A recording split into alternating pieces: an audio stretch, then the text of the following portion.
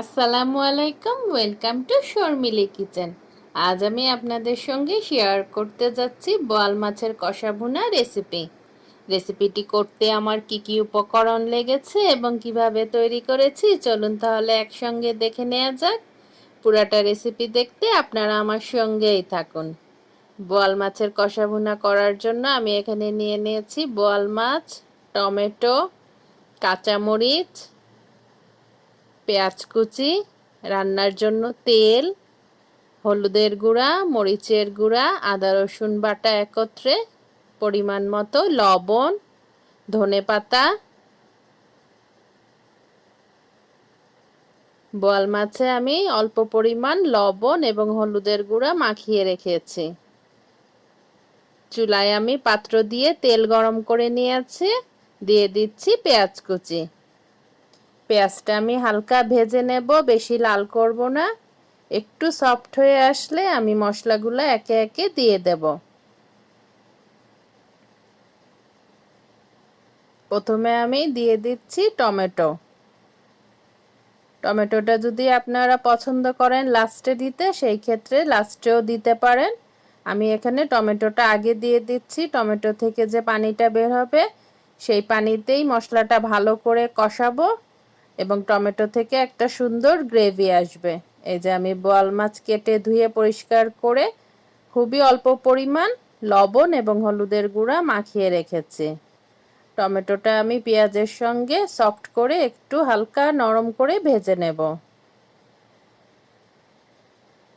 আমি হলুদের গুঁড়া, মরিচের গুঁড়া এবং আদা রসুন বাটাটা সামান্য পরিমাণ পানি দিয়ে গুলিয়ে নিচ্ছি যাতে মশলাটা না পুড়ে যায়।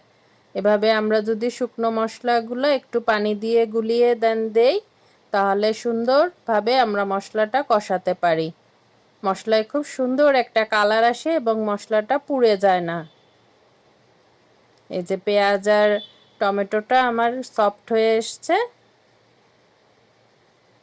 এখন আমরা মশলাটা দিয়ে দেব। আমি এই রান্নাটিতে কোনো ধনে বা জিরার গুঁড়া ইউজ করছি না, যেহেতু আমি টাটকা ধনেপাতা দিয়ে রান্না করছি এজন্য আমি চাচ্ছি ধনেপাতার ফ্লেভারটাই থাক, কারণ টমেটোর সঙ্গে ধনেপাতার ফ্লেভারটা খুব সুন্দর লাগে এবং কাঁচামরিচের ফ্লেভারটা। আপনারা যদি পছন্দ করেন সেক্ষেত্রে জিরা এবং ধনের গুঁড়া অ্যাড করতে পারেন।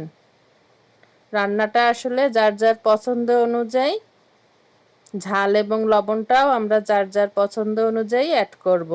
কেউ একটু ঝাল বেশি খেতে পছন্দ করি, কেউ কম খেতে পছন্দ করি, সেই অনুযায়ী আমরা ঝালটা দেব। এই যে আমার গুলিয়ে রাখা মশলাটা আমি দিয়ে দিচ্ছি। দিয়ে আমরা টমেটো এবং পেঁয়াজের সঙ্গে ভালো করে কষিয়ে নেব।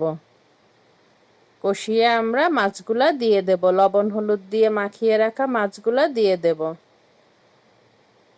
মশলাটা যে আমি পানি দিয়ে গুলিয়ে রেখেছি সেই পানিতে এবং টমেটোর পানিতে আমার মশলাটা ভালো করে কষানো হয়ে যাবে।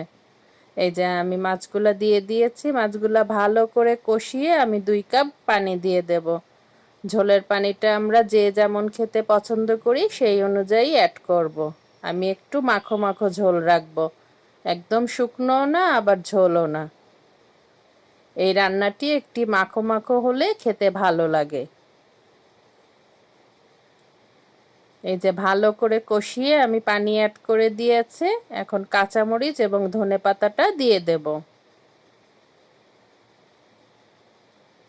পানিটা ফুটে উঠলে কাঁচামরিচ আর ধনেপাতাটা দিলে দারুণ একটা ফ্লেভার আসবে। যারা আজ আমাকে নতুন দেখছেন আমার চ্যানেলটিকে সাবস্ক্রাইব করে আমার পাশেই থাকবেন। সাবস্ক্রাইব করে বেল বাটনটি প্রেস করে অল অপশনে ক্লিক করে রাখবেন। আমি নতুন ভিডিও ছাড়া মাত্রই আপনাদের কাছে নোটিফিকেশন পৌঁছিয়ে যাবে। আর যারা সাবস্ক্রাইব করেছেন তাদেরকে অসংখ্য ধন্যবাদ। আপনাদের সঙ্গে কথা বলতে বলতে আমি ধনেপাতা এবং কাঁচামরিচটা দিয়ে দিয়েছি। এখন জাস্ট 5 থেকে 7 মিনিট মিডিয়াম টু লো ফ্লেমে দমে রাখলেই আমার রান্না অলমোস্ট ডান। দারুণ মজার একটি রেসিপি, তৈরি করে অবশ্যই দেখবেন।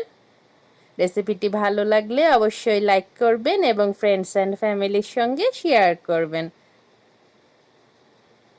নতুন বন্ধু হয়ে থাকলে সাবস্ক্রাইব করে আমার চ্যানেলটির পাশেই থাকবেন। আজ আসি, আবারও চলে আসবো নতুন কোনো রেসিপি নিয়ে। আপনারা সবাই ভালো থাকুন, সুস্থ থাকুন, আমার জন্য দোয়া করবেন। আল্লাহ হাফিজ। আসসালামু আলাইকুম।